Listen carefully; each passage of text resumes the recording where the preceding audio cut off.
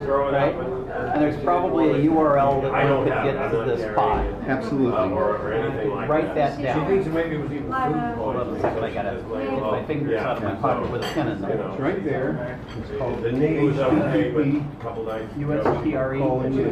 USTRE.am, so Ustream. Let me write And the thing is, the A, E, and Z have to be capital, so it's Arts Easy. So HTTP Colon. Mustard.am. Yeah. So it's Ustream, the whole word with the dot. Oh, Ustream, I get it. Yeah, Ustream. And slash 10, and then capital A, capital E, capital Z. And the live performance and the recordings will come up with that. You can email that to someone, they can just click on it and it'll go there.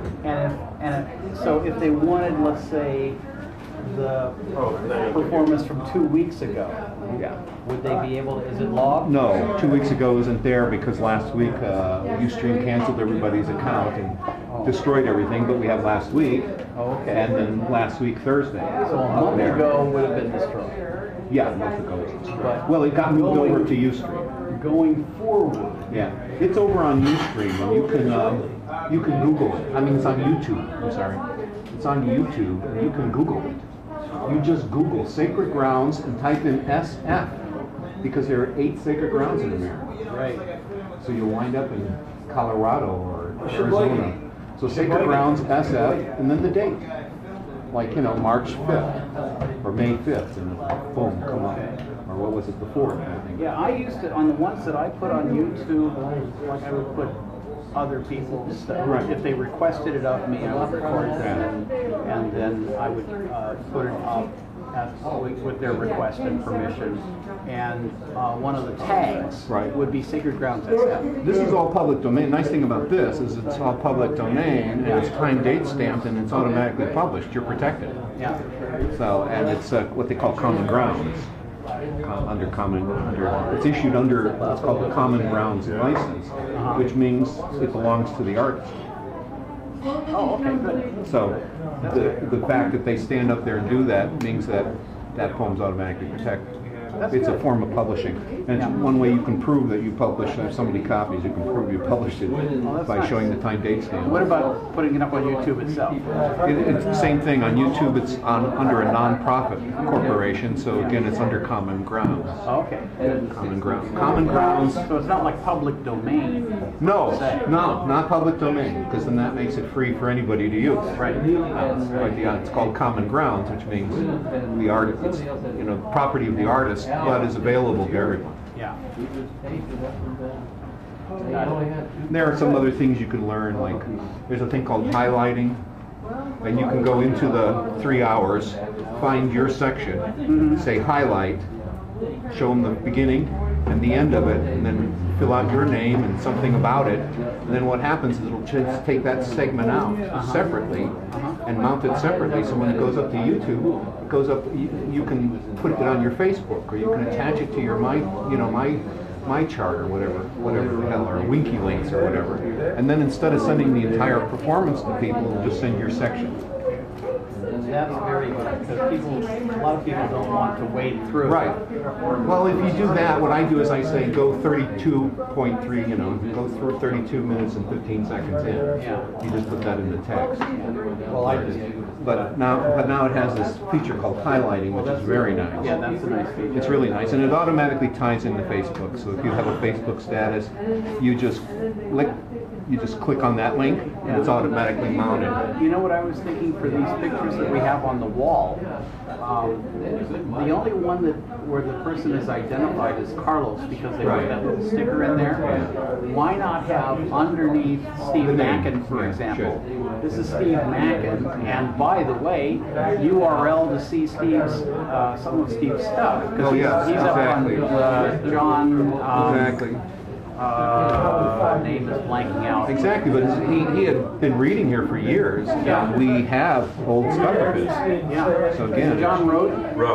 John Road and Clara, you know, have that Right, open Clara. mic channel, and we could put Steve's the URL to go see Steve's stuff under Steve's picture. Same for So we're Don, going to try to make a poster like that. and same for Carlos. For the Thursday night, and then I'm going to put up there the Because URL. we know who those people are. The other thing is But- posting the URL links back there. So when back there in the corner. So when the artists are standing there, you'd see it over their heads. Oh, I see. That's a good point. So then the person can just. Why don't you print up a little flyer? Just print up a. I will, but I'm out of ink and I'll print it. Ah, As gotcha. soon as I get some ink or a full I out know pen. they call you Mr. Natural. What do you what do your friends? My real name is Mr. Natural. Oh, they're really. That's my real name. Okay. And my first name is Mr. M.R. period. Okay. And not M.I.S.T.E. And that's what you prefer. No, that's it. Okay. Not a matter of prefer, that's it, that's who I am. Well, I really, in really addition- am. That's really, I show you my ID, that's who I freaking am. It's really hard to explain that to people if you got hippie parents and they give you an interesting name. You know, at least, you know. Is that what happened? Did they give you? Did they give you that? Yeah, sure. Yeah. See, nobody could make up their mind what to call me. So my aunt called me Peter, my mother called me Roger, my father called me Fred. I had like 6 first names. Did you get kidding? And then after a while, I just said, why don't you people call me Mister? Did you get ribbed during your? I got ribbed a lot. Especially when my mother called me Peter because her last name was Green. So I would get razzed a lot. And then she got married to Mr. Black. And then that Black Peter was even weirder. And then she married Mr. White. Oh dear. And then she married Mr. Batula. Mr. What? Batula. So it's funny, her first name's Violet. So she was Violet Green, then she became Violet Black, then she was Violet White, and then she became Violet Batula.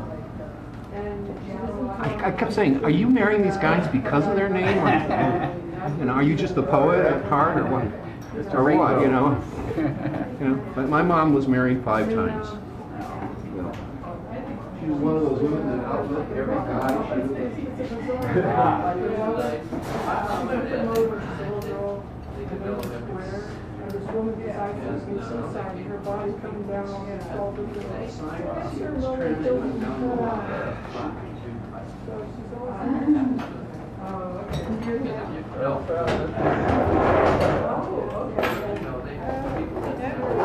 Are you doing an infamous sign-up sheet or what?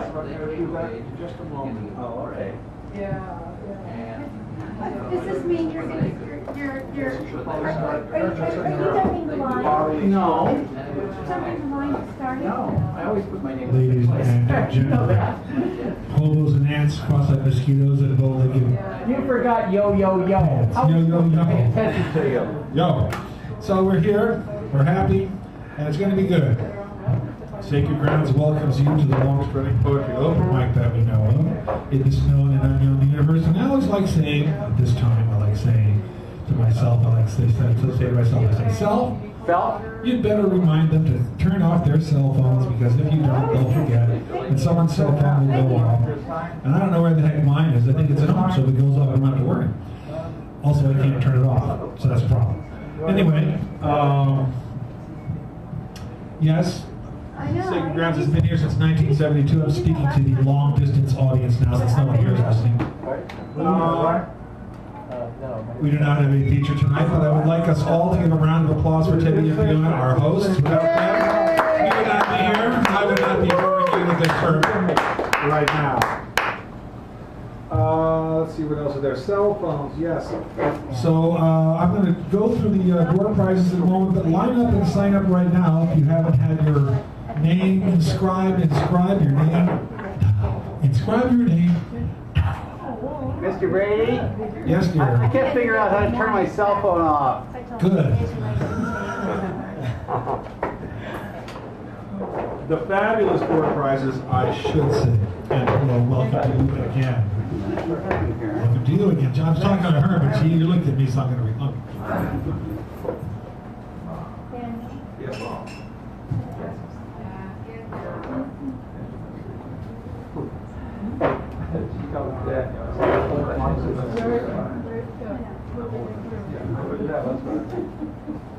Hello. I've been fairly well. How you doing? Okay. Don't ever get into astrology. You'll find that it really works. The moon is in the sign of Gemini, and it's always a slim when the moon is in this sign. I mean, it's never Anybody fitting. else?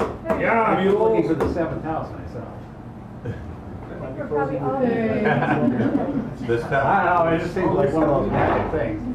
The 7th house is marriage, partnership, and organization. Oh, okay. Before the Revolutionary War? No. What happens if Jupiter aligns with My Mars? dad and my mother were both born in Well, agriculture. there you go. They had people from Actually, that's terrible. Pennsylvania, Dutch, some of They didn't know what they were talking about. That means war. I mean, maybe that was the Vietnam War. That's the last thing that is Aquarius. You know, Oh, okay. that was your Vietnam War, par excellence. So they were taking poetic liberty. Mhm. They were libertines, so to speak. Or they were just wrong, you know? I never know. Yeah. Yeah, you got that. But my father's people were from Quebec. Father's people. Yes, well, And they were from, I don't know. they were half-breeds. And they were French and Indian. They were a long time people. That's what I am. I'm pressing that sign, Yeah. please. Yeah, you were Cajun here, I was Cajun there. All right, man. Is this your But I didn't have any culture. That's I right. got Charlotte. I have the southern version of it.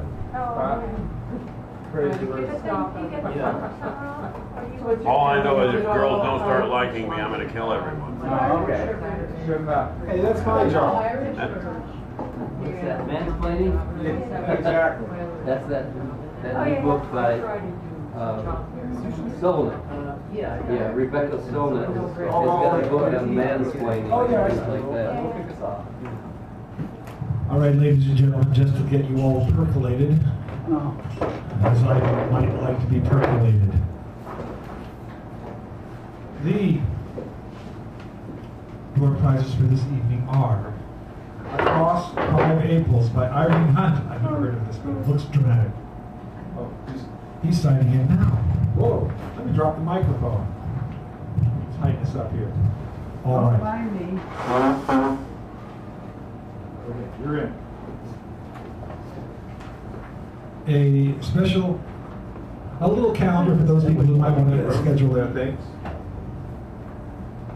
2 separate issues of Poetry Magazine, one from March of 2011 and one from 1999, so you can read like it's 1999. Thank you, Prince. Barbaria by Don Brennan, Rattle from the summer of 2006. I knew where I was in 2006. I was in a much happier place. This is a good book. It is David McCullough, The Greater Journey. It's very good. I've read this book. It's interesting. It's historical and a lot of people in it. It's really good. It's not like a mystery or something like that. It's more like a tour guide kind of thing where someone wanders around at different places and just go to things you mentioned. At Sierra Magazine, Mild versus Wild. Take a look at the picture. So these are the fabulous prizes for the evening, and the odds are that you will walk away with one of these prizes. Odds are. Yes. All right, so let me just put these to the side. And give yourself a round of applause if you're here. Thank you. But if you're not, give yourself the clap. Yes, you don't have to, you can snap if you want to, but we don't recommend it because some people just get triggered by snaps. All right. We begin this evening with Says Our Love. Remember nice vow? Go ahead on up here. It'll be good. Ladies and gentlemen, more than you know. A rock, a river, a tree. Host to species long since departed, mark the mastodon, the dinosaur who left dry tokens of their sojourn here on our planet floor. Any broad alarm of their hastening doom is lost in the gloom of dust and ages. But today, the rock cries out to us, clearly, forcefully, "Come, you may stand upon my back and face your distant destiny. But seek no haven in my shadow. I will give you no hiding place down here." You, created only a little lower than the angels, have crouched too long in the bruising darkness, have lain too long face down in ignorance, your mouth spilling words armed for slaughter. The rock cries out to us today, you may stand upon me, but do not hide your face. Across the wall of the world, a river sings a beautiful song. It says, come, here, rest here by my side.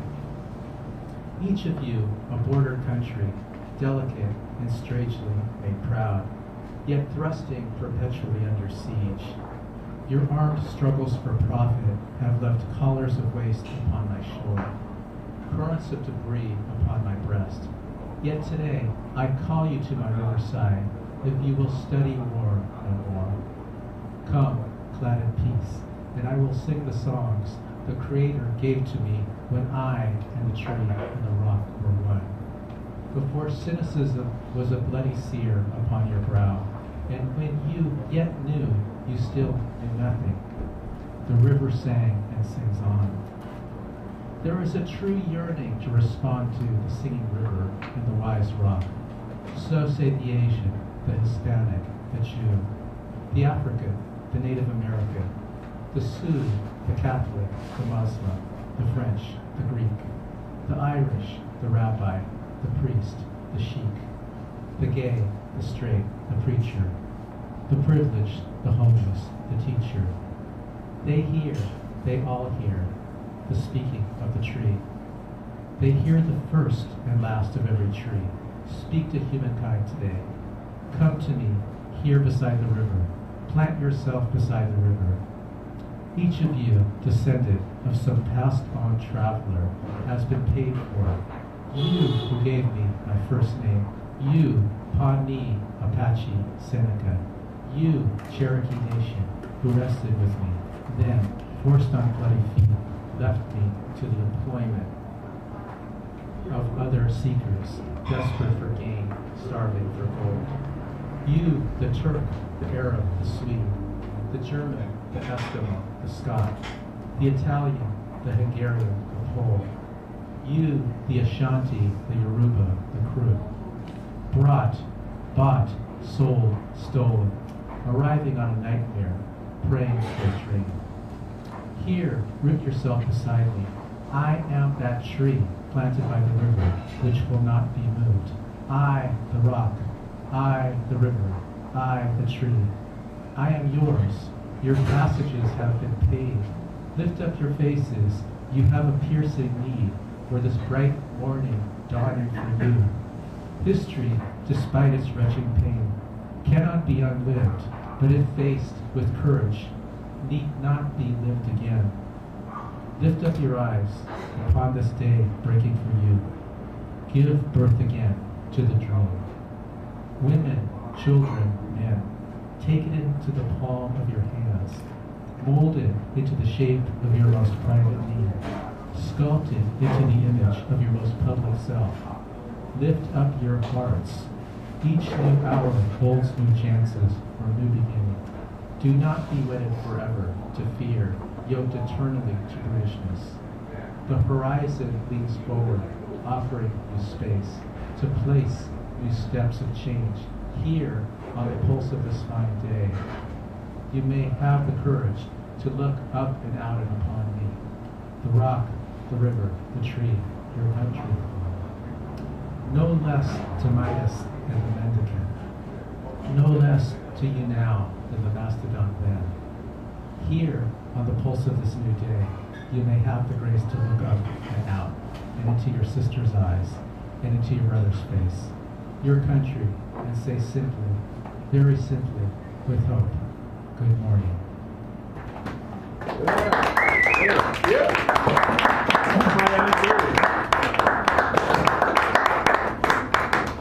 Just a side note to this evening, Maya Angelou passed away. I don't know if anybody here did not know that, but that was a poem by Maya. Yeah. And a few of us are going to read something by her this evening, so just to let you know. And this is Buford. Well, where the fuck is everybody? That's what I want. Yeah, we're Buford, give him a nice round. This first poem is about Beautiful Lunch. Second one is about Maya Angelou. You can see I had her follow me, obviously. She and I in the motion picture show. She and I sit in the dark of the Daly City Cinema. 2/3 of the way through the movie, I have to relieve myself, so I walk downstairs and leave her nice face in the dim light of the supernatural, quote, beings, as she called them, in their morphing world. I come back to her absorbed attention as she watches the good guys slowly win, her eyes glowing in the intriguing sound and vision of science fiction. Academy Award-winning beauty Halle Berry's character is shot through in the high-flung nether world. My friend and her big brown orbs glance to me, then back to the bombastic laser displays on the huge motion picture screen. All right. Now, Maya Angelou, who I met about 25 years ago. Maybe even 30, quite a while ago. This is called The Brave and Startling Truth.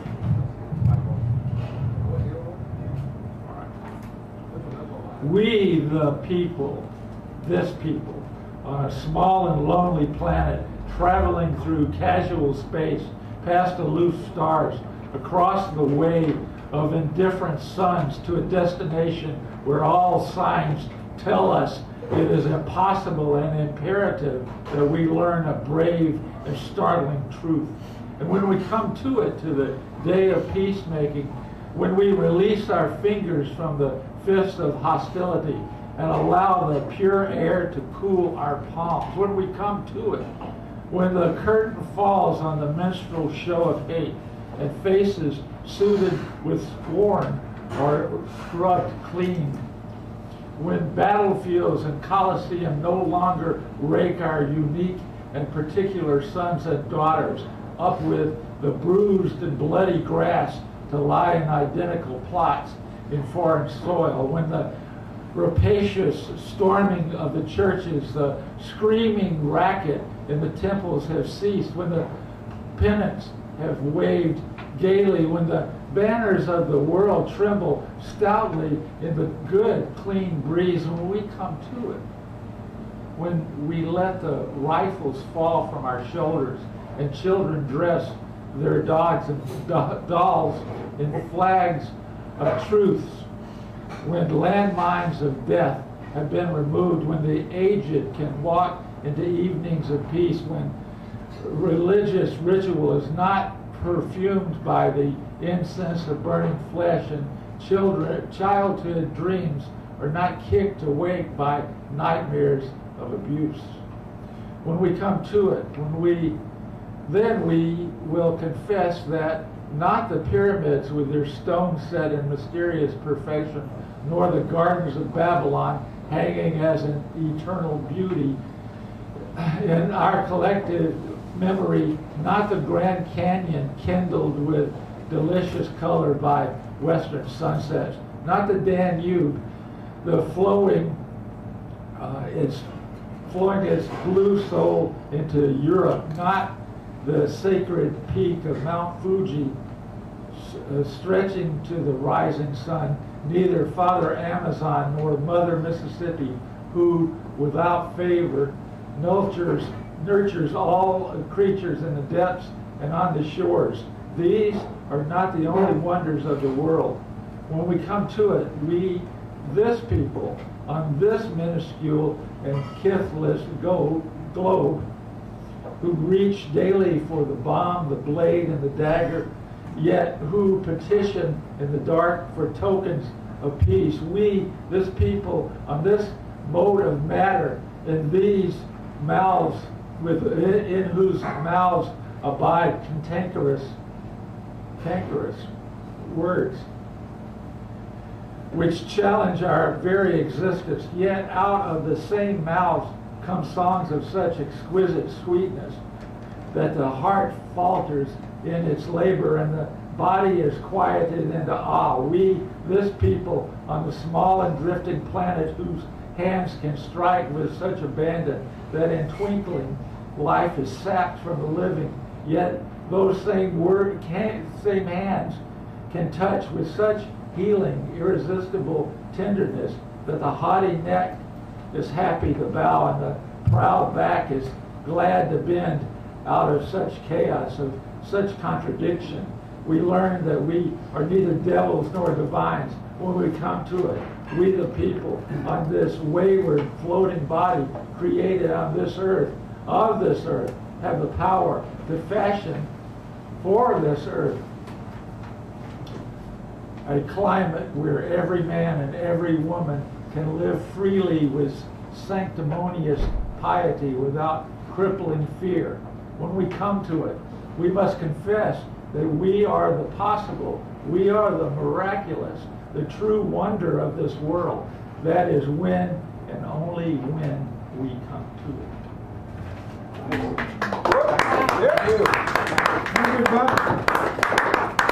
Great, Maya. Meeting some Maya.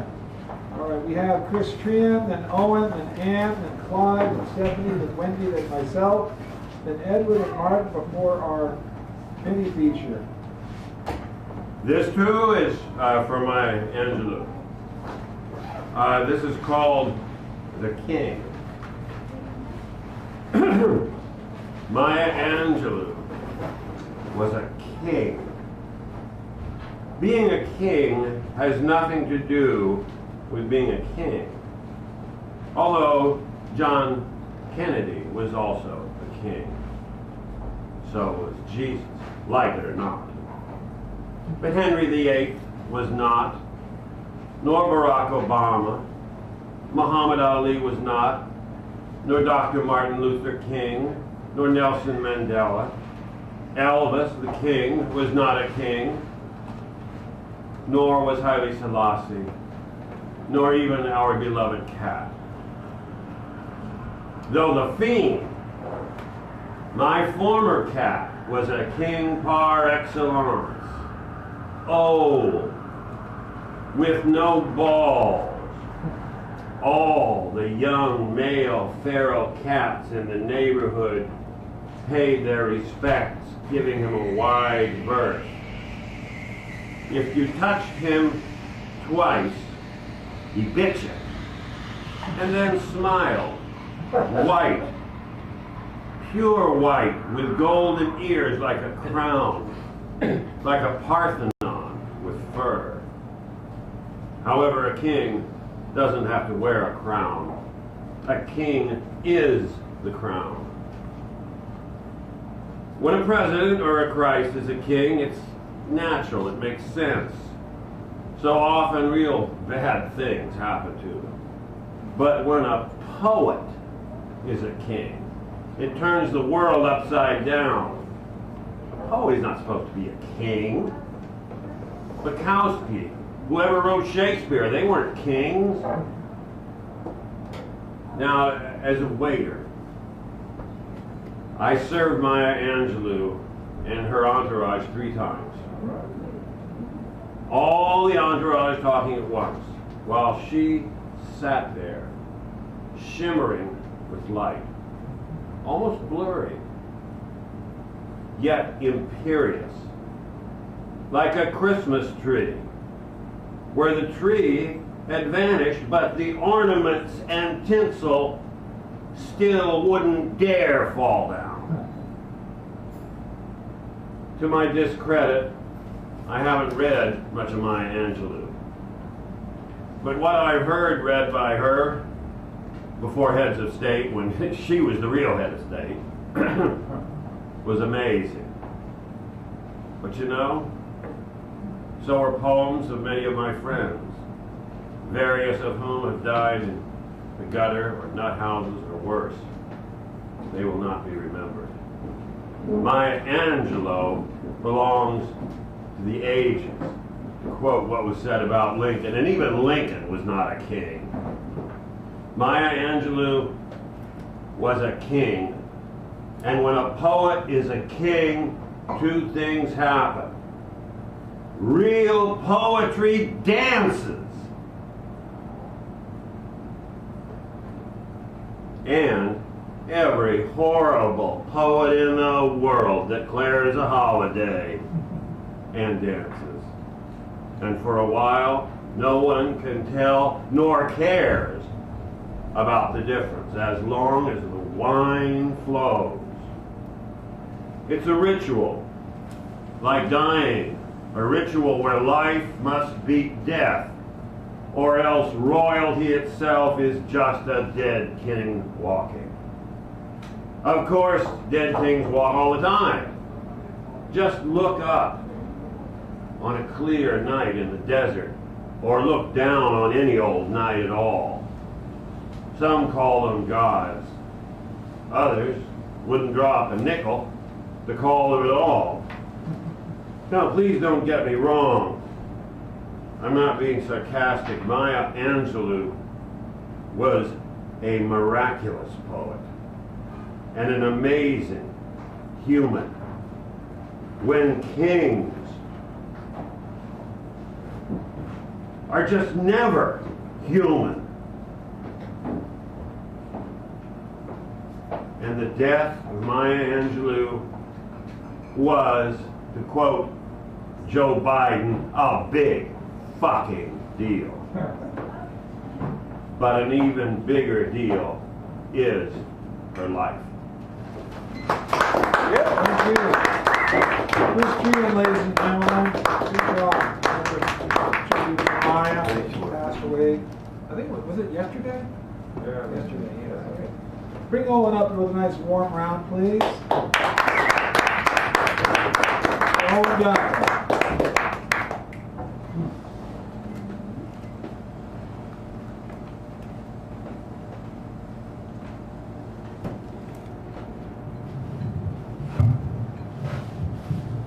I'll try and equal that. Can everybody hear me?